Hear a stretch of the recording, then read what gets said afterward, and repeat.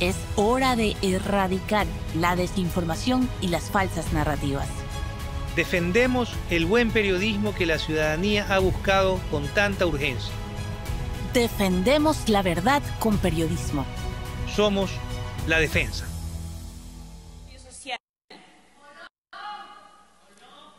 Y me permito, ya que lanzan Molón, me permito decirle, señor presidente, de que se dejen de calumnias. El caso Olón ha sido archivado por falta de fundamentos. Así que cualquier acusación sin pruebas será considerada calumnia. Así que, por favor, continúo con mi discurso, señor presidente.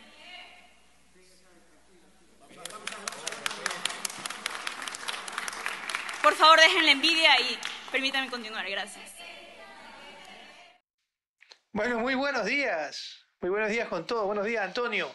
Este viernes 11 de abril veíamos a la ex ministra respondiendo y que dejen la envidia a todos esos sufridores que la siguen molestando por Ecolón.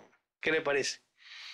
Muy buenos días, el saludo cordial. Ya es un hecho consumado, o sea, ya lo que sucedió.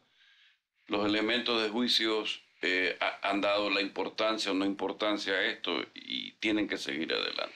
Pero usted bien sabe que hay estigmas que permanecen. Claro, eso no se lo va a quitar así nomás. Más allá de que, como usted lo dice, ya pasó. El presidente anunció la suspensión de ese proyecto en el momento en que se generó la polémica. Creo que hizo bien en detener la marcha hasta que se resuelvan los conflictos o ver si se ejecutaba o no el proyecto. Así que ahí quedó. Pero como dice, la verdad es que por lo menos algo refrescante ver esas caras en la asamblea, ¿no? En cuanto a que son nuevos. Bueno, sí, sí. O sea, sí, o sea, no voy a negarlo. La juventud, pues ver la juventud ahí en la asamblea. Por supuesto, no vamos a negar eso. Vamos a ver si va mejorando con la elocuencia la ex ministra Sade Frisch, ahora asambleísta. Pero en todo caso, esta asamblea siempre nos da que hablar y creo que profundamente, ese es uno de los temas más, digamos, menores de lo que haya dicho. Creo que el tratamiento de la ley, de esta última ley que acaban de aprobar, vamos a ver el impacto. Al final tiene muchas críticas, termina pasando con 80 votos. Pero lo más importante que ha sucedido y que es lo que vamos a entrar a analizar es justamente este escándalo con el asambleísta Santiago Díaz Asque, insigne asambleísta de la Revolución Ciudadana, suplente de la señora Priscila Schettini, principalizado ante la imposibilidad de ella de asumir el cargo, y resulta que denunciado por un crimen execrable, ¿no? Por supuesto, no vamos a negar eso. Y aquí saltan varias preguntas, ¿no? Y esto es importante porque vemos que una asamblea que dio la semana anterior el escándalo de este joven en medio de la sesión de fiscalización de Progen dibujando, que termina con la crítica a este joven por la falta de atención, pero luego con la revelación de que su familiar, su hermano, estaba trabajando en la asamblea, y luego que 40 familiares de asambleístas, hermanos, padres, todavía no terminan de dar todo el detalle. El presidente Olsen les pide la renuncia, les pide la disponibilidad para sacarlos.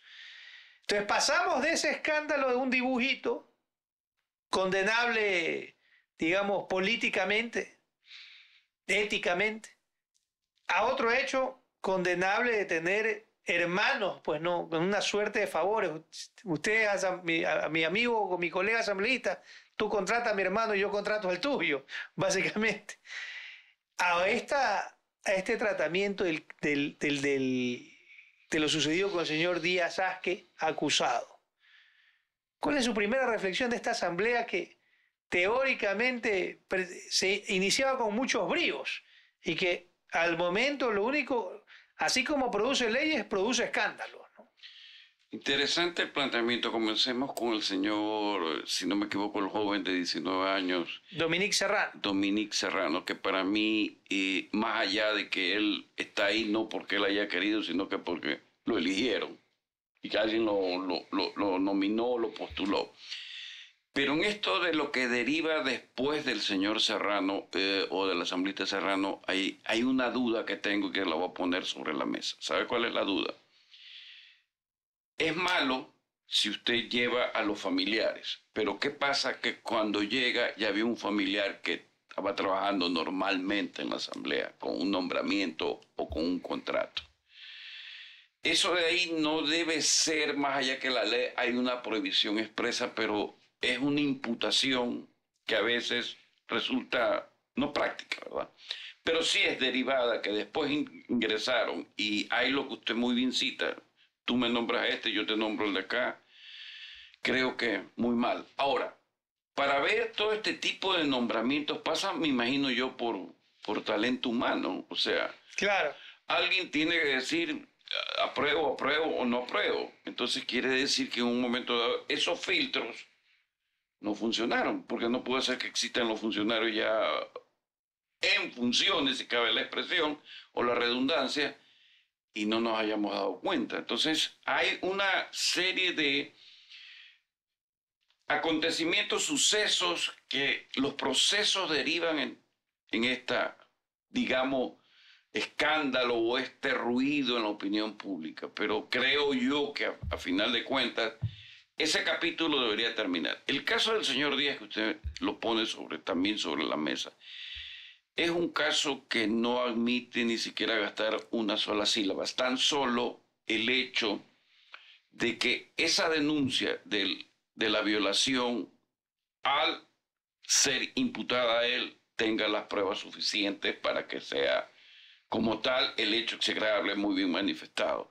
Separado me parece perfecto, porque no puede ser de otra manera, no hay que encubrir lo malo. Pero si su pregunta va a qué está pasando en el bloque de la Revolución Ciudadana, es interesante, porque de 67, si no me equivoco, cada día se ve que se va desmembrando, inclusive con el hecho de ayer, si no me equivoco, de Yajaira Urresta, que es de una declaración de Luisa González que deviene en la actitud de ella, que inclusive hasta, creo, llora por el calificativo que le dieron.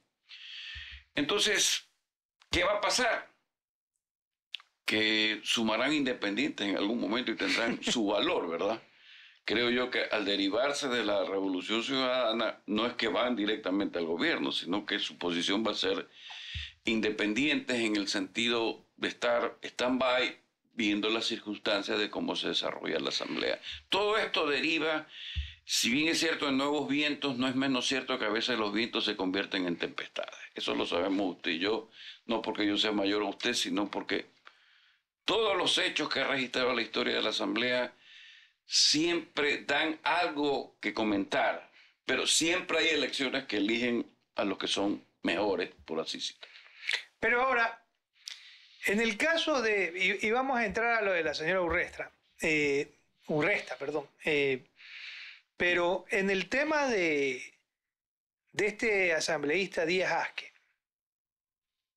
primero tiene esta denuncia, y creo que aquí la gran pregunta es, ¿por qué esta denuncia se hace pública en las redes sociales? Esto de aquí no es que se hizo público por la bancada del oficialismo ni por la bancada de la Revolución Ciudadana. Esto de aquí es un documento, una denuncia particular que presenta la madre de la afectada, y resulta que esto se filtra y se arma un escándalo inmediato, ¿no? Porque obviamente tener un individuo acusado de esta barbaridad, de esta cuestión horrorosa,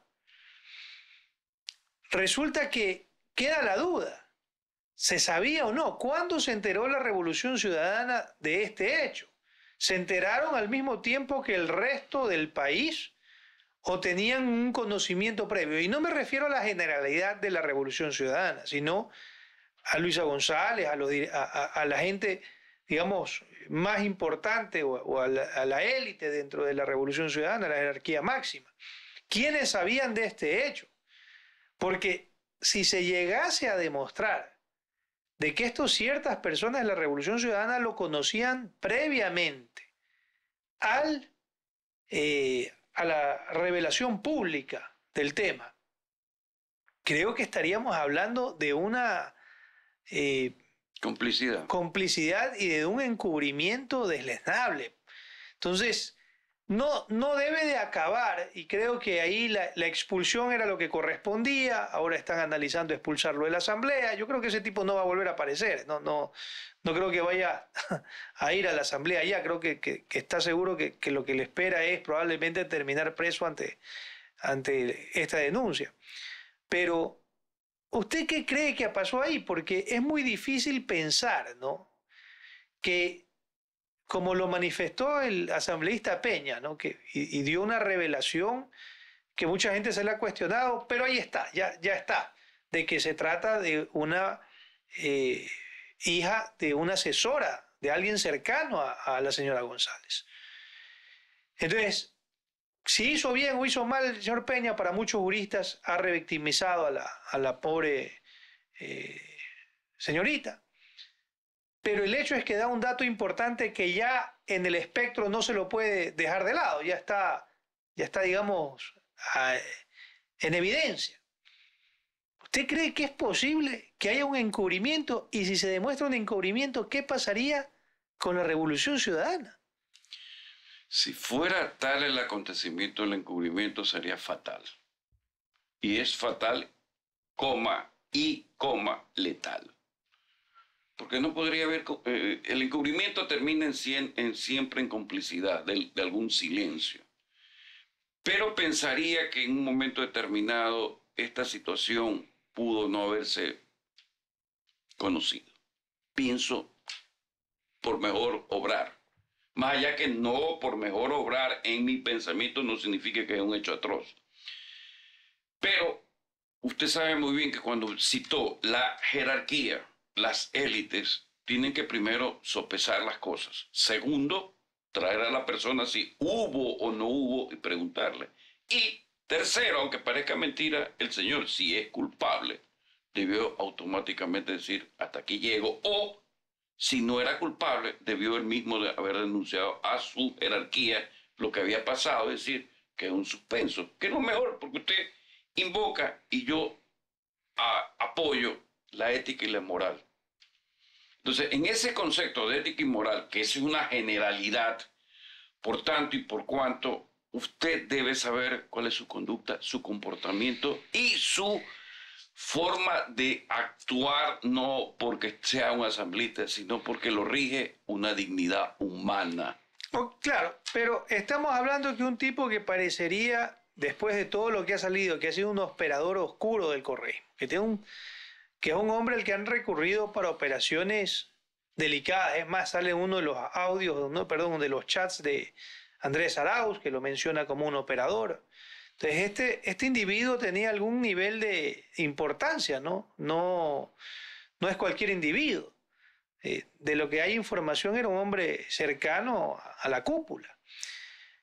Entonces, yo sí creo que esto debe de quedar, más allá de lo que diga,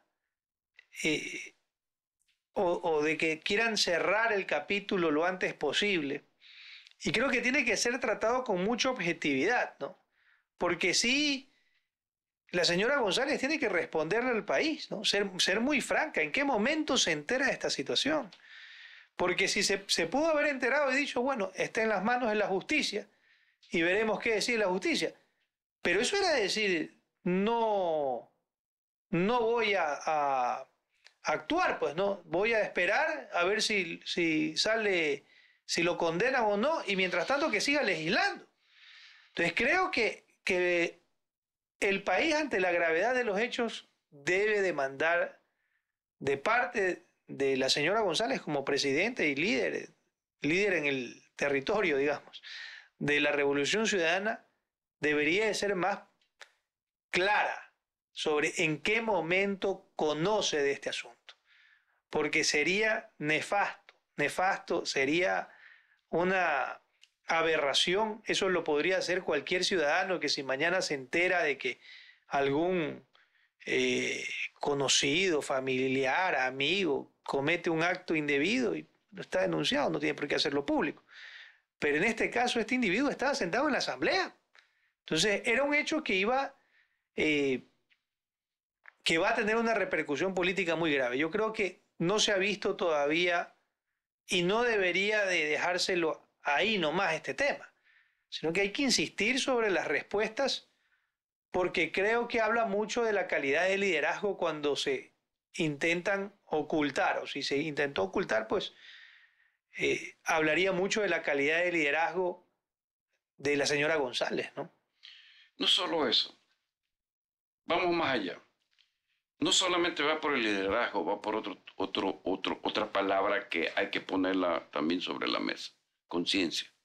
Si usted tiene conciencia, sabe muy bien que esos tipos de situaciones vandálicas o como la queramos clasificar o ubicar, tienen que ser en un momento determinado usted ser drástico, porque si es conciencia.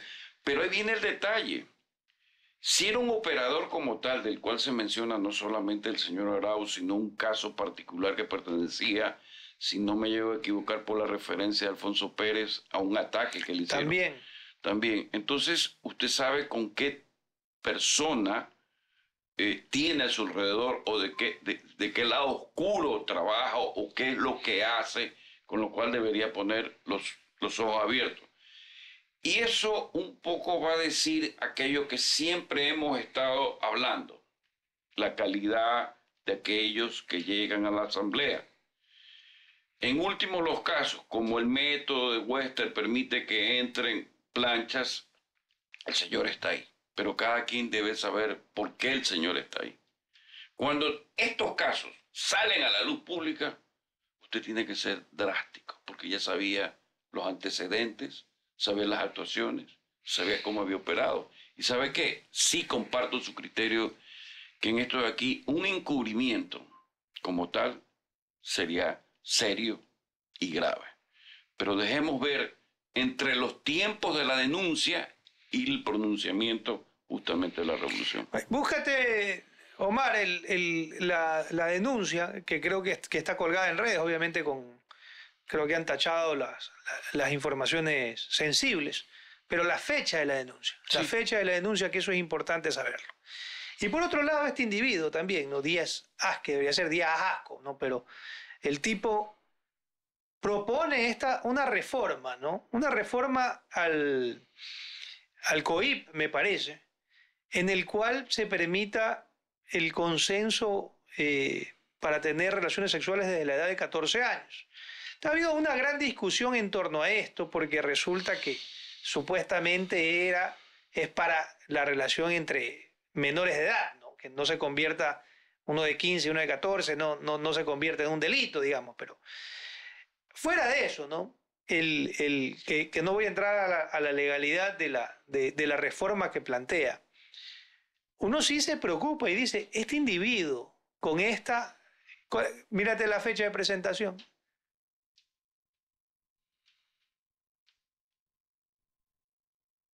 Dice que la fecha del incidente fue el 7 de julio, la fecha del incidente. Y la fecha de la denuncia, bueno, ahí está abajo también, está abajo, 250707. ¿Te parece? ¿Ah? 2507 no puede ser. 2025-0707. Ah, es el mismo día. Ah, ya, que estoy... Claro. Ya. Entonces, vemos que la denuncia ocurre... Ya, esto revienta el día antes de ayer, el 9 revienta. Esto sucede el 7. O sea, esto sucede siendo este señor asambleísta. Es una cosa terrible. Esto revienta el 9, me parece, en redes sociales. Entonces, ¿se enteró o no se enteró? Hay que tener muchísimo, más que nada, una gran exigencia para saber en qué fecha, si se enteraron el mismo día de la presentación de la denuncia. Y si actuaron porque se hizo público, si tenían el conocimiento, ¿por qué no actuaron? O sea, para mí, creo que, e incluso creo que el comunicado, solamente poner un comunicado y decir expulsamos, me parece que hasta la respuesta es insuficiente, porque eso ameritaba por lo menos una presencia, un comunicado, un video en redes sociales, algo más formal, algo más contundente. Porque es el comunicado que se pone cuando rechazan cualquier cosa, ¿no? Entonces, me parece que el 8 de julio. Entonces, sí, esto revienta el 8 de julio. A 24 horas. A las 24 horas, y ellos deciden la expulsión. Vamos a seguir el tema de la ley, ¿no?, que propone este señor con este supuesto consentimiento. Y tiene la firme respaldo de varios asambleístas de la Revolución Ciudadana, quienes han dado como excusa que no leyeron el texto o que les anexaron un texto que ellos no habían aprobado, que básicamente les había dicho es para endurecer la pena a los violadores, le había dicho voy a proponer una reforma para endurecer la pena a los violadores, y resulta que cuando ya presenta al CAL el proyecto de ley tenía modificaciones. ¿Usted cree que los asambleístas pueden dar una respuesta así, de no leí, no sabía? No, pues, o sea, ya con eso hasta sobran las palabras, no es imposible. Sí, pon la foto. Sí, vi la foto de la firma, pero o sea, que eso resulta imposible, porque usted tiene que leer, no solamente firmar, sino que el documento... Claro, y uno se humilla. Y uno se humilla, eso es lo que hace cualquier persona cuando usted... Sí, se humilla, le da la indicación de que algo usted se humilló, que está en esa manera y no puede ser cambiado. Porque a menos que el señor les haya pasado el papelito, nada más, ¿no? Aquí está, fírmame. Y le dicen, oye, déjame ver qué es lo que estoy firmando. Entonces, no, es que voy a hacer esto. O sea, hay un nivel de inocencia e irresponsabilidad impresionante de los 10 asambleístas. Y este tipo, un perverso. Créame que, a ver, más que perverso, yo no sé qué es lo que él piense, porque choca. A usted y a mí por conciencia nos choca, a usted y a mí por ética y por moral. No, pero le choca a todo el país. Yo creo que esto de aquí hay un repudio... A ver, vayamos primero a que usted y yo estamos así. Pero general. El general es... Todo el mundo está asqueado con esto. O sea, esto creo que ha unido a muchísima gente y me sorprende que no hayan más bajas en la Revolución Ciudadana, porque esto de aquí ya no es político. Esto de aquí es un tema fundamentalmente ético. No, a ver... Pero ahí sucede un caso que tenemos que ver. Lo separo, pero sigue teniendo, o sea, es un asambleísta elegido. Lo que tendría que hacer es quitarle la representación a esa elección, o sea, y quedar como un individuo normal, común y corriente, que eso lo tiene que decidir ese levantamiento. En delitos penales de esta calidad no tienen que levantarle nada. Eso ahí puede continuar. Ya ha habido casos en los que actores de violación han sido juzgados, ¿no? El señor Peter Calo en la asamblea pasada. Sí, pero siguen manteniendo el curul y siguen yendo a una... Pero usted dice a los que firmaron quitarle la curul. No, a ellos no. A él en particular. Porque si no, a ver, cometo un acto, sigo teniendo la famosa inmunidad. ¿De qué me sirve? O sea, ¿de qué me sirve el acto en sí, que pudo haber sido lo lógico para actuar y culpar a una persona y separarla? Pero si sigue con el curul, la pregunta es, ¿hasta dónde debemos ese tipo de situaciones ser más drásticos y no quedarnos solamente con el bla bla? Legalmente no creo que haya forma, pero yo creo que indistintamente de lo legal, aquí hay un asunto superlativo que es muy difícil. Y la Asamblea unánimemente debería votar por una expulsión de este tipo y luego lidiar con las consecuencias legales, ¿no? Si es que no creo que tenga la cara para coger y demandar o poner una acción de protección y decir que han sido violentados sus derechos, lo que sea. Pero creo que debe de ser una posición terminante, ¿no? Una posición terminante. Unánime. O sea, la Asamblea tiene que sentar una jurisprudencia, no solo por él, por el señor Carlos, sino por todos los que vengan por delante.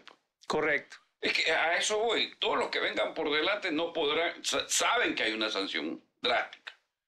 Entonces ya si quieren cumplirla o hacer cosas que están indebidamente, ya es problema suyo. Ya las consecuencias. Y hay que regresar, creo que, a la calidad de asambleístas, ¿no? Que si uno comienza a pensar, son 151 asambleístas. De aquellos que uno diga que destaquen hasta este momento, más allá del presidente Olsen, que tiene, digamos que, una mayor relevancia, ¿no? No creo que haya ningún otro que realmente, tal vez Castillo, un poco más extrovertido, o un poco más vehemente con sus posiciones. Pero, por ejemplo, Esteban Torres, muy disminuido, menos participativo, menos expuesto en medios de comunicación.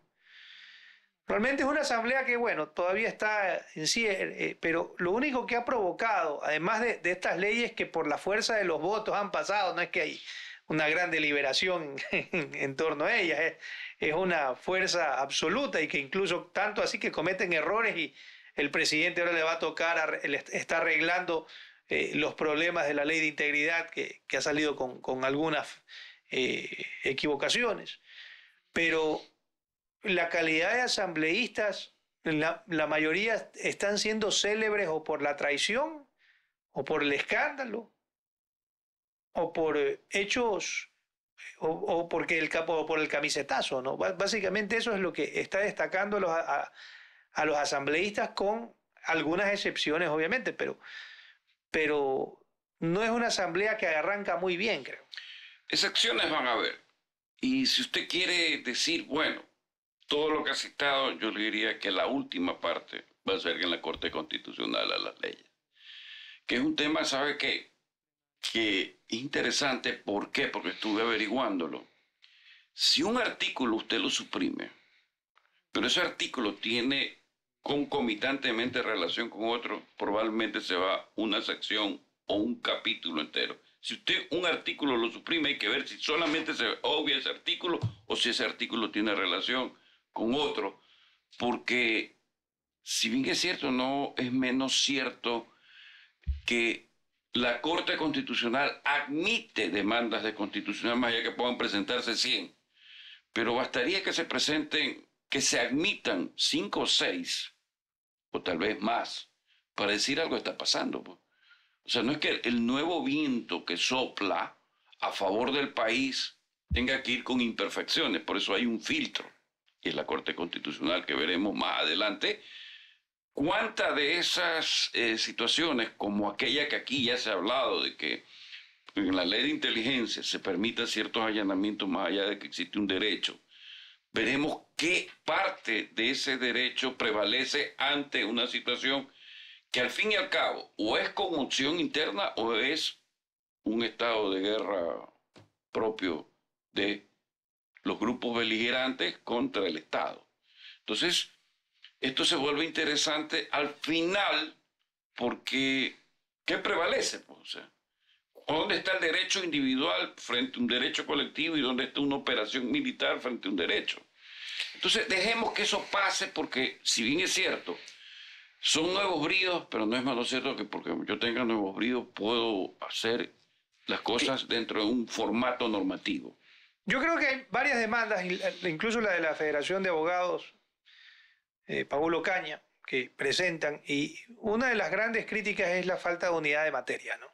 Que todas estas leyes de carácter económico urgente les han sido incorporadas reformas a leyes de todo tipo. Entonces, esto de aquí sí llama profundamente la atención, ¿no? Porque es como que una causal muy clara, ¿no? Es una condición muy clara que debe de cumplir la propuesta de ley. Ahora, también y se ha convertido en una suerte de cámara alta la Corte Constitucional, ¿no? Que elimina, o sea, una suerte de Senado, ¿no? Pero los tiempos de la Corte Constitucional pueden ser ágiles o pueden ser bíblicos, pues, ¿no? Larguísimos. Entonces no sabemos en cuánto tiempo van a resolver esto, y mientras tanto están vigentes, mientras no se diga lo contrario. Entonces, yo creo que al final del día esta asamblea, los cuerpos legales, vamos a ver qué tanta efectividad tienen. Yo creo que muchos de los logros, al menos en temas de seguridad, se dan por gestión más que por legislación, que son logros de los ministerios, de los ministros, de la fuerza policial, de las Fuerzas Armadas, más que por un tema, al menos lo reciente, ¿no? El tema de Fito y lo que ha hecho en las agencias de tránsito Reinberg. No ha tenido para eso no necesita estas leyes. Ha tenido decisión de hacerlo, eso es otra cosa. Entonces no hay que confundir. Pero nos va a tocar esperar, como usted dice, y ver si es que realmente estas leyes que se celebran tanto tienen efectividad. De lo contrario va a ser simplemente humo. No, pero hay algo. Están en vigencia y hasta que se resuelva en algún momento algo que está vigente, que no estuvo bien, va a tener una repercusión. Puede también suceder. Puede también suceder. Estamos en ese riesgo. Y por eso creo que la Corte Constitucional debería de tener una prelación para tratar estas leyes, para tratar estas demandas de inconstitucionalidad y de esta manera zanjar esta incertidumbre. De esta manera zanjar esta incertidumbre y lograr. Pero ya le digo, a leyes presentadas en el año 2024 todavía no las trata. A demandas de inconstitucionalidad contra leyes o artículos de leyes presentadas en el año anterior no han sido todavía tramitados. Entonces, es difícil. La Corte tiene sus tiempos y no necesariamente creo que eso es positivo.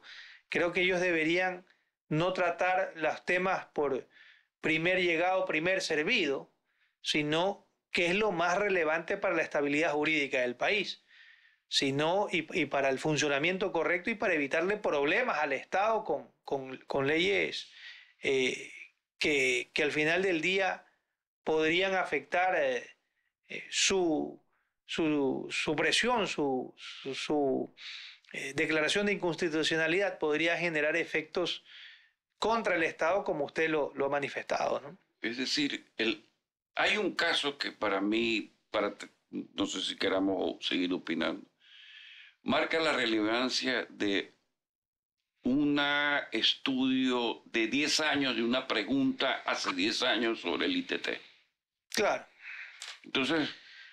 Claro, es ese tipo de... Entonces, claro, podría ser que cayó con todo lo que hemos vivido en 10 años en un proceso el cual tenía razón. Pero al final, a esos 10 años para atrás, a tiempo presente, hay un perjuicio para los ingresos del Estado. 1. 2. Debería haber suficientes pruebas de parte técnico-profesional de Petroecuador en esa operación que diga, no estamos afectando. Claro. Es una...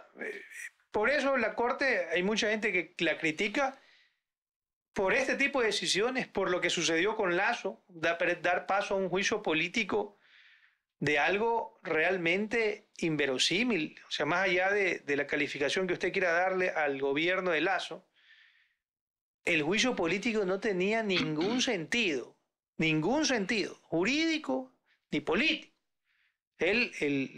Tanto así de que en lo jurídico es sobreseído, cierran eso, ni siquiera pasan a juicio, son archivados de arranque.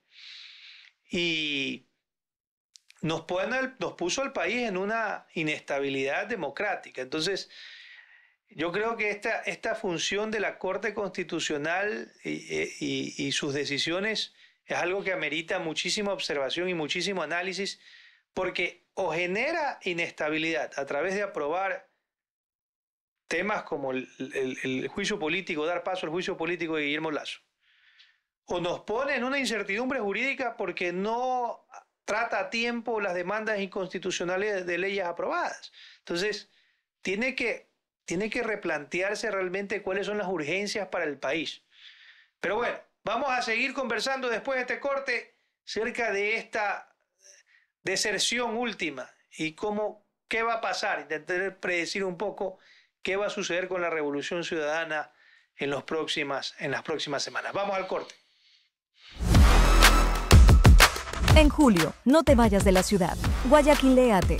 El viernes 11, las peñas se iluminan con historia, música y magia. El viernes 18, el reggaetón sinfónico en el Teatro Fedenador. El sábado 19, Alma Guayaca. Apoya a nuestros emprendedores en Puerto Santa Ana. El viernes 25, la fiesta entra por el paladar en la segunda edición del Mercado de Sabores en el Centro Cívico. El sábado 26, vuelve el desfile al Malecón. El mismo día y el domingo 27, nos vemos en el Anime Weekend. Y todos los domingos, arte, música y premios para todos en la prefectura. En julio, quédate en Guayaquil. Sigue nuestras redes y guayaquiléate con la Prefectura Ciudadana del Guayas.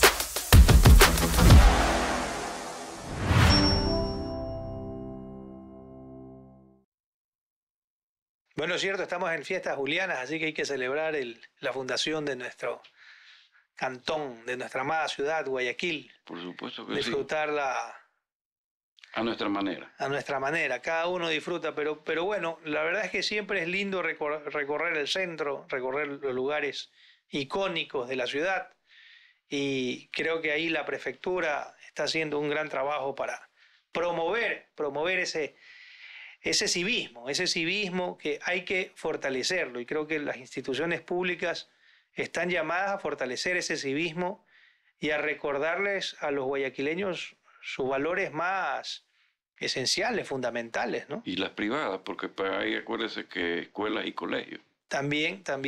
Y las privadas, o sea, eso es... O sea, todos deberíamos de fomentarlo, ¿no? Todos deberíamos de fomentarlo y aprovechar estas épocas para conocer y acercarnos más a nuestra ciudad, que a veces lo dejamos por la actividad del día a día. ¿Usted vive en Los Ceibos? ¿Está contento con el paso elevado o no? Más allá de que no es el tema de discusión, pero... Pero veámoslo desde otro punto de vista, o sea, la obra se tiene que hacer.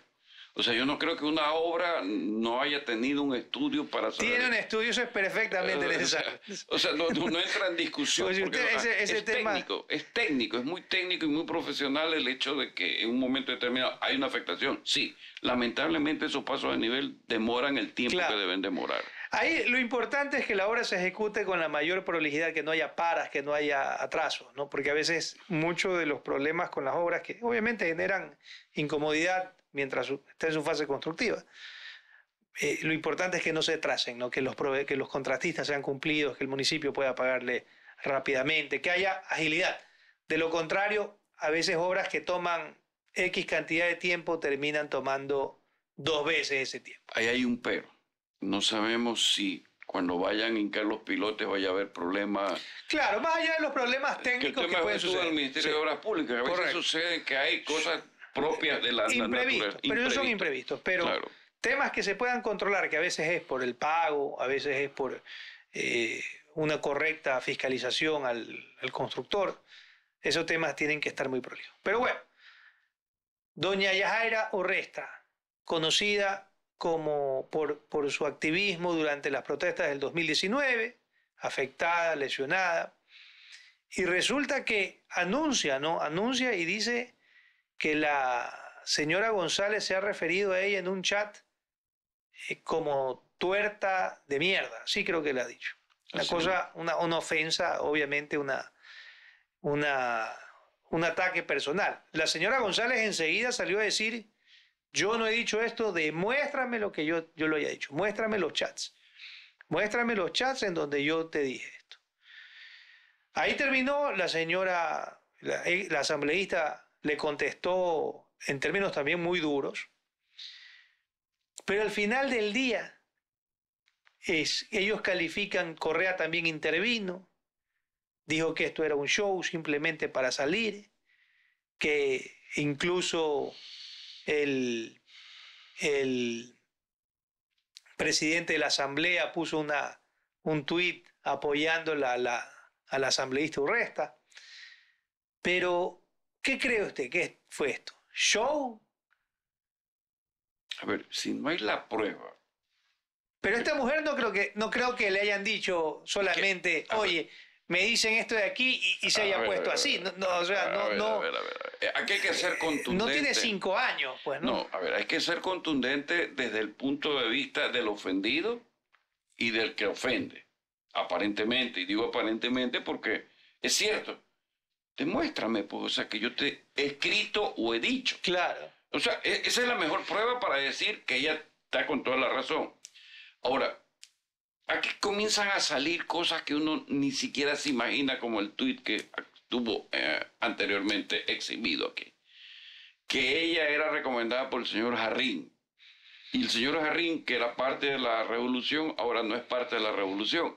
Entonces, usted como que encuentra que hay ciertas situaciones tormentosas, por así decirlas, que en un momento dado... Pero a ver, Jarrín, bien o mal. Pero no es el hecho de, o sea, de la lucha Jarrín social de ellos. Ha recomendado, lo que dice Correa, ha recomendado. Pero él recomienda y el otro es el que acepta. Primero. Sí, ¿no, verdad? Estamos de acuerdo. Segundo, el acercamiento de Jarrín ya es con el gobierno desde la administración pasada, antes del periodo de elecciones.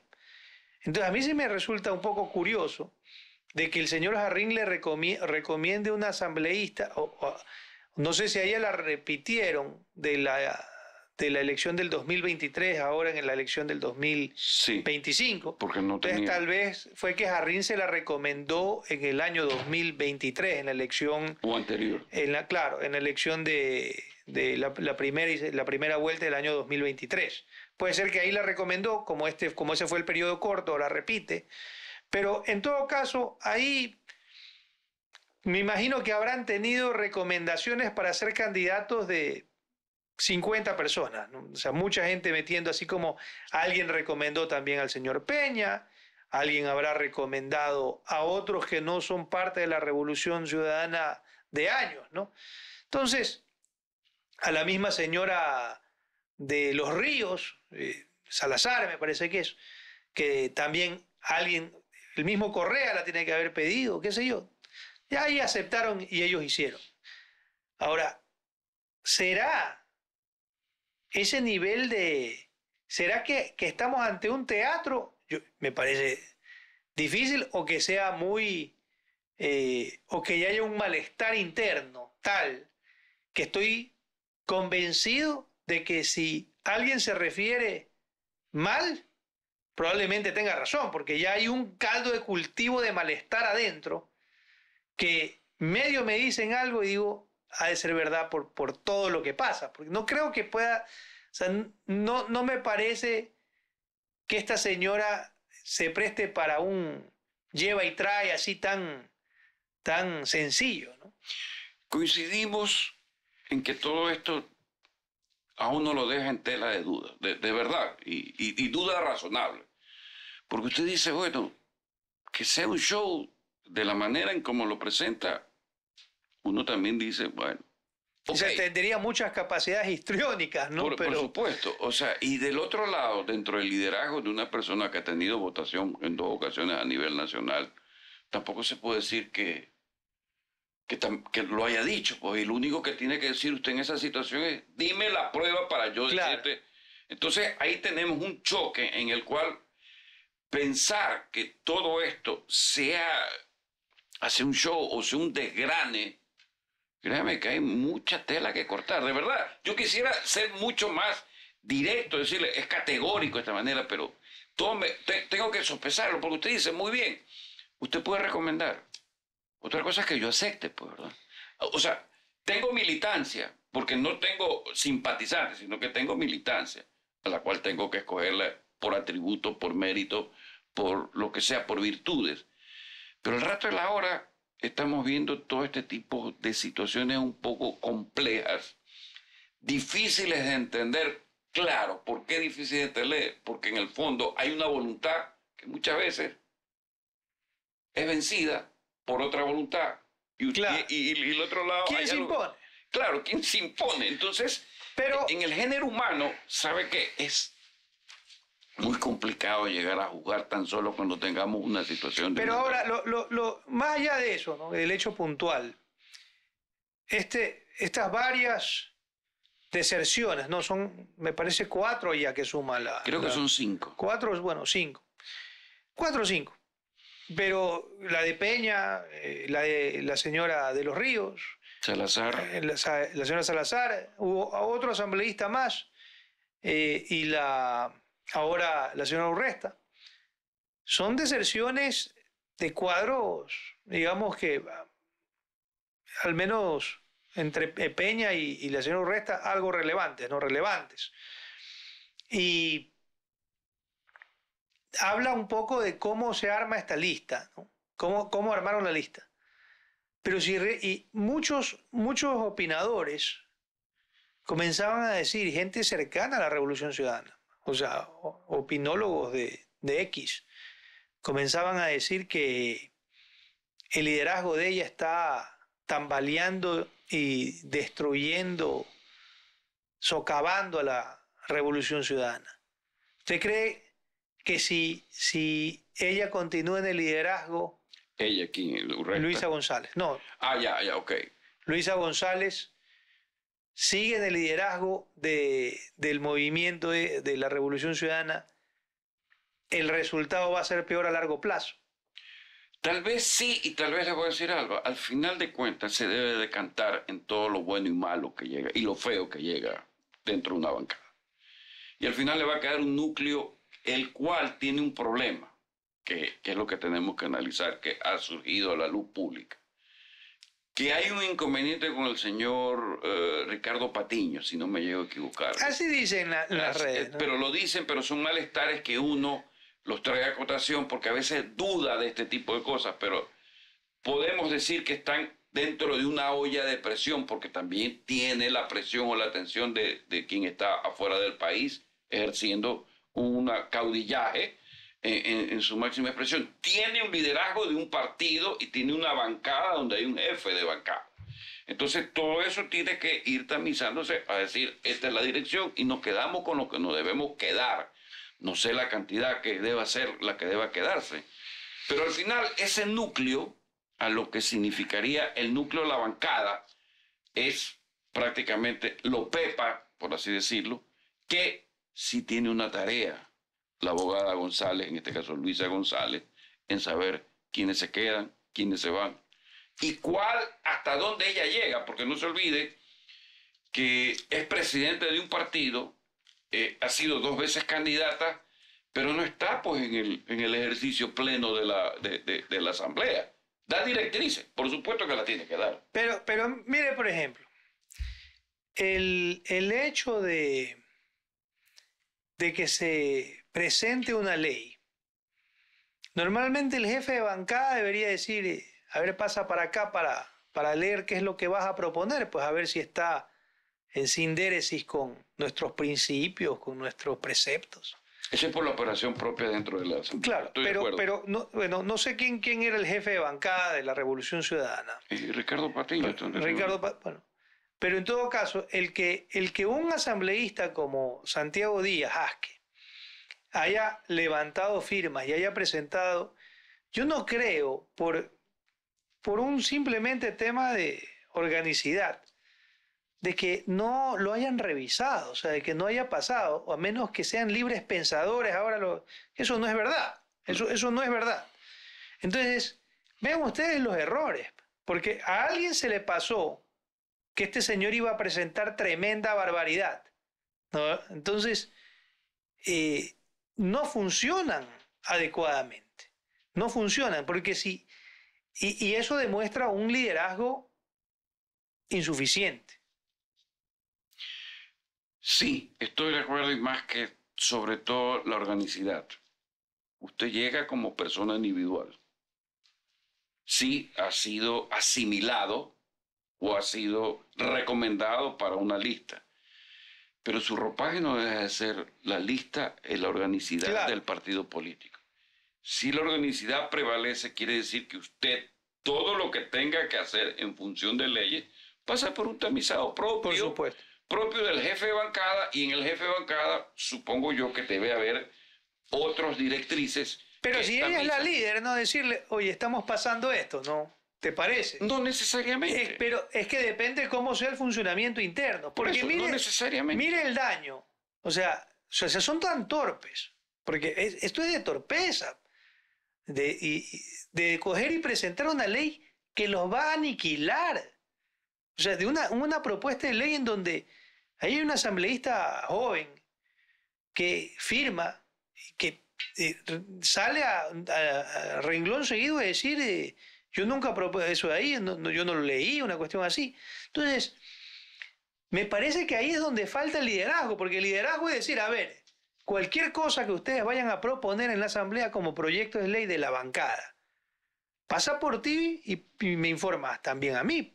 Porque si no presentas una barbaridad que termina destruyendo destruyendo a la reputación política. O sea, para mí el daño es terrible y habla de una falta de liderazgo, de fortaleza, de decir, a ver, lo que se va a presentar no es porque yo les voy a prohibir, pero hay una agenda legislativa interna de la bancada. Y esa agenda legislativa tiene que decir, voy a presentar esto. Y decirles, no, eso ahí no vas a presentar, porque va en contra de, hasta políticamente es ridículo, a menos que hayan estado de acuerdo con lo que presentó Díaz Jasque y ahora se hacen los tontos simplemente porque se reventó el problema de violación de él y le están tomando el pelo a todo el país. Ahora voy a hablar con la practicidad de lo vivido, no de las palabras. Cuando el bloque, que eran más de 14 legisladores o 14 asambleístas del Partido Social Cristiano, se asistían a reuniones por supuesto, pues, con el abogado Nebot para saber en determinado momento la situación política, la agenda y qué tipo de leyes se podían hacer y qué leyes afectaban a la directriz del Partido Social Cristiano en cuanto a sus principios ideológicos. Entonces había una directriz en la cual usted sabía... Pero eso es liderazgo. Claro, a eso me estoy refiriendo, el liderazgo. Aquí es donde quiero llegar. La pregunta es, eso dentro de la bancada, y ahí estaba Henry Cucalón, por supuesto el jefe de bancada, que pasaba eso, se reunía con todos los legisladores y estaba Jaime Nebot. Aquí viene la pregunta, ¿hasta dónde Luisa González está ejerciendo ese liderazgo a plenitud con el jefe de bancada y con prácticamente los nombrados en la asamblea? Eso es lo que tenemos que ver, hasta dónde ella también pudo haber dicho. Es que si no lo tiene, si fuera así, entonces no es líder, porque si no hace eso, a eso quería entonces llegar. es que no creo que hay que preguntar.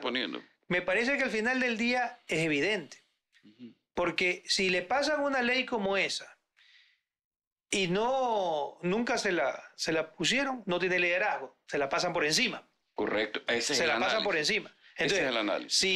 Si se la pasaron y ella lo humilló, terrible.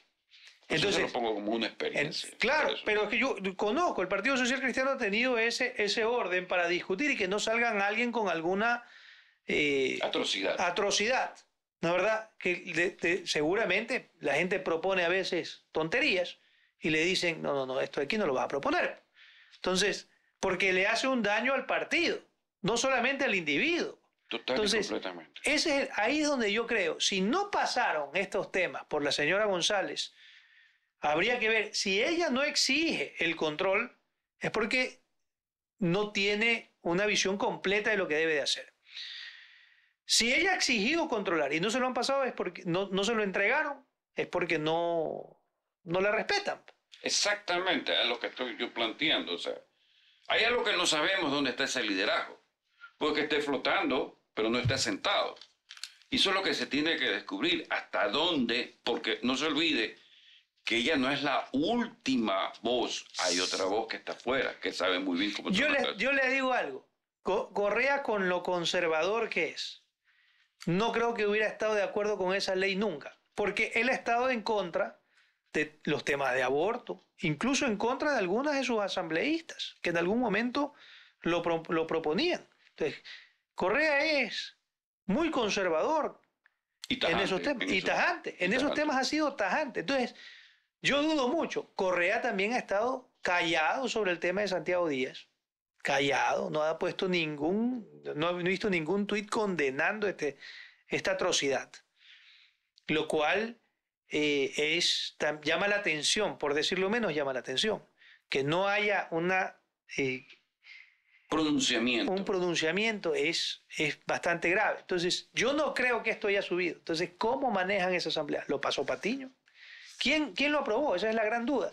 Porque ahí se nota que no hay liderazgo, la gente se da cuenta, hay malestar al interior, y cuando no se ve futuro, la gente comienza... Y yo creo que ahí, que si lo critican a Olsen por poner un X solidarizándose con la señora Urresti, pues si le dan papaya y le ponen eso ahí, lo que hizo, lo que políticamente es correcto, le hace una invitación, usted se va, molesta allá, venga acá. Eso es normal en política, no veo por qué tanto... y es correcto, además. ¿Por qué tanto? Claro, claro, es que la gente le critica que en otros casos no se ha solidarizado, pero no, en este caso de aquí, lo que ha hecho es un tema, digamos que si uno lo ve desde el lado humano es lo correcto y desde el lado político también es lo correcto.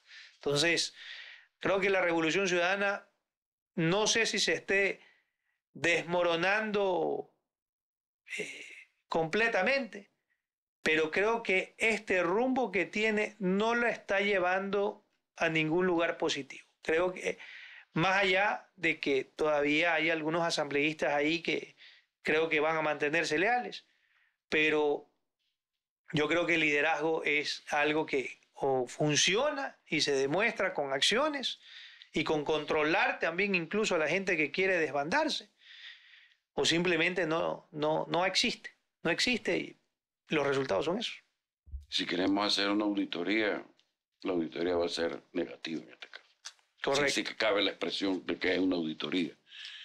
Pero ejercicios plenos de que cuando usted puede ver que cuando las bancadas son muy grandes y no existe cabezas visibles que piensen, asesores que contribuyan a que esas visibles tomen decisiones acertadas, esto es lo que sucede. Esto es lo que sucede. O sea, es la triste historia que se repite, sea para la Revolución Ciudadana como ha sido la triste historia que se ha repetido en el pasado. Y mire que la señora Salazar también se quejó del liderazgo de Luisa González, diciendo que yo no creo que esa haya sido realmente la razón para que ella se vaya, pero digamos que tienen excusas. Y entonces hay de algo de dónde agarrarse para poder salir. Pero bueno, ese es, yo al final del día, yo creo que la Revolución Ciudadana terminará el año tal vez con perderá unos 5 asambleístas más, probablemente. No lo sabemos. Pero ya creo que si no se replantean al interior muchos de sus desaciertos, entonces ese es un partido que quedará con una votación importante, nadie lo niega, eso es un factor que no mira estos eventos políticos, pero que sí provocan asco, ¿no? Ver gente como este tipo dentro de una asamblea cuando hubo cuadros muy valiosos que podrían haber llegado y que lamentablemente este perverso sistema de votación en plancha impide que individualidades puedan acceder a cargos de representación popular. Pero en la asamblea principalmente y en los consejos cantonales. Por supuesto, tendrá que depurarse todo el sistema electoral, todo el sistema de partidos políticos y todos los liderazgos. Porque usted si comienza a tomar en cuenta la historia de esos liderazgos, sucede que siempre algo hay que hace que determine por alguna razón incontrolable, afectaciones. Y podemos citar también afectaciones que le han pasado su factura en el caso de un liderazgo que no hay que negarlo, que fue el local del abogado Nebot. Pero todo esto es un ejercicio en el cual el liderazgo debe tener cuadros y personas con una experiencia y con un criterio formado para mantener la estructura. ¿Por qué? Porque usted me va a decir, bueno, eso funciona para lo público, no funciona para lo privado. Usted puede ser, tiene un directorio, tiene un gerente general, tiene directores de áreas, pero al fin y al cabo también tiene gente de afuera que lo retroalimenta para que usted, dentro del espacio de tiempo, continúe haciendo un ejercicio que sea redituable, por supuesto, en sus objetivos principales. Pero esto no se aparta de lo político o de lo público, porque es tan dinámico que si en la dinámica una de las piezas mecánicas no funciona, y fíjese, pieza mecánica no funciona, todo se traba y todo se daña. Bueno, vamos a ver cómo termina esa maquinaria, otrora maquinaria de la Revolución Ciudadana en la Asamblea, cada vez se queda con menos piezas y cada vez resta asambleístas y suma escándalos. Esa es al final la conclusión de lo que está sucediendo hoy con la Revolución Ciudadana. Les agradecemos habernos acompañado en este espacio, Antonio, muy amable. No, usted gracias como siempre estar acá. Nos faltó la semana pasada, pero aquí seguimos. Y les recordamos que en la defensa entendemos que la verdad no es patrimonio de nadie, pero defenderla, obligación de todos. Un gran abrazo y un gran fin de semana. Nacidos para defender la verdad, con periodismo de rigor, precisión y veracidad. Un canal digital de análisis y crítica, con investigación de alta rigurosidad y una narrativa audiovisual moderna para llevarlos más allá de la noticia y acercarlos a la realidad. Es hora de erradicar la desinformación y las falsas narrativas. Defendemos el buen periodismo que la ciudadanía ha buscado con tanta urgencia. Defendemos la verdad con periodismo. Somos La Defensa.